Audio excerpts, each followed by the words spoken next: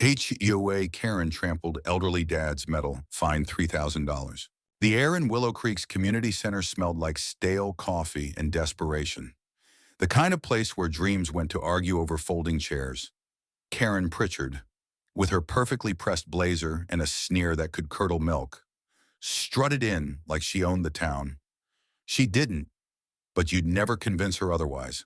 I'm Marcus, a retired mechanic who moved to this quiet suburb for peace. Not war, but peace was a pipe dream with Karen as the HOA president. She ruled our cul-de-sac like a dictator with a clipboard, her rules sharper than a razor.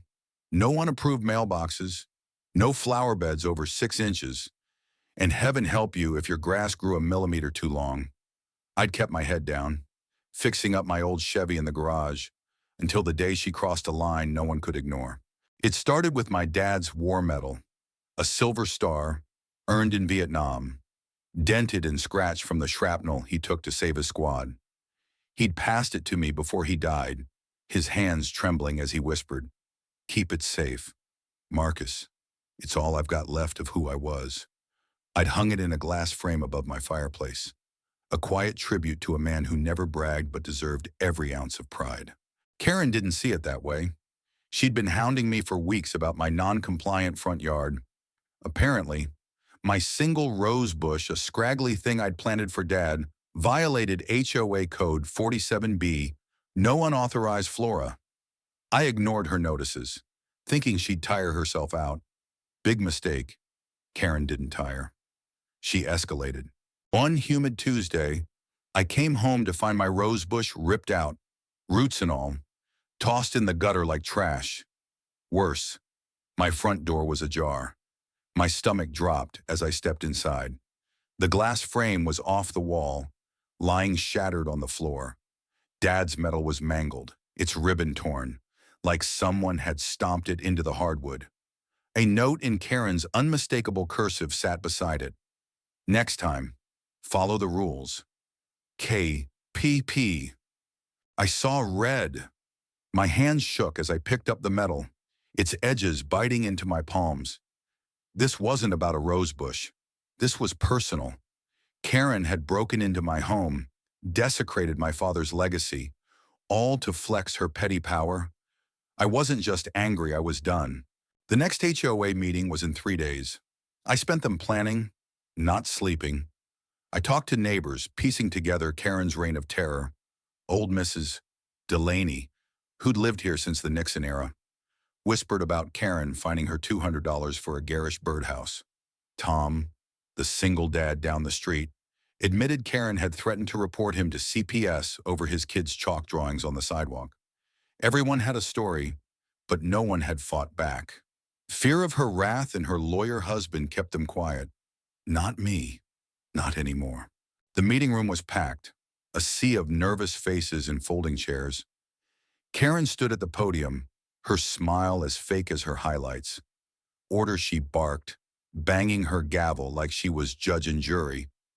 I waited in the back, the crushed metal in my pocket, its weight grounding me. I'd signed up to speak, but I wasn't here for a polite debate. When my turn came, I walked to the front, holding the metal up for everyone to see. Gas rippled through the room. "This," I said, my voice steady but loud, "was my father's silver star. He earned it saving lives in Vietnam. Karen Pritchard broke into my house, smashed its frame, and crushed it because I wouldn't pull a rose bush." The room went dead silent. Karen's face froze, her eyes darting like a trapped animal. "That's a lie," she snapped, slamming her gavel. I'd never, but I wasn't done. I pulled out her note, holding it up like a smoking gun. "You left this. Karen, your handwriting, your initials." Murmurs grew into shouts. Mrs. Delaney stood, trembling, and said, "She fined me for my birdhouse, too," Tom added. "She threatened my daughter." The crowd was turning, and Karen knew it. Then came the twist I hadn't expected. A quiet voice cut through the chaos. I saw her do it. It was Lily, the shy teenager who mowed lawns for extra cash. She stepped forward, her phone shaking in her hand. "I was walking my dog that day. I saw Karen go into Marcus's house. I recorded it. She held up her phone, and there it was, grainy footage of Karen slipping through my front door, her clipboard tucked under her arm. The room erupted. Karen's composure cracked. "This is slander," she screamed. But no one was listening. The crowd surged forward, demanding answers. I stayed calm, letting the evidence speak. Lily's video looped on a projector someone had set up, each frame tightening the noose around Karen's reign. She'd underestimated us, thinking her rules and her husband's law degree made her untouchable. She was wrong. The confrontation hit its peak when I stepped closer, holding the metal inches from her face. "This was my father's heart," I said, my voice low but carrying to every corner. "You trampled it. You trampled us." The crowd roared, some calling for her resignation, others for worse. Karen backed away, her heels clicking on the floor, but there was nowhere to run. The community she'd bullied was done bowing. The fallout was swift. Someone, probably Tom, had called the local paper.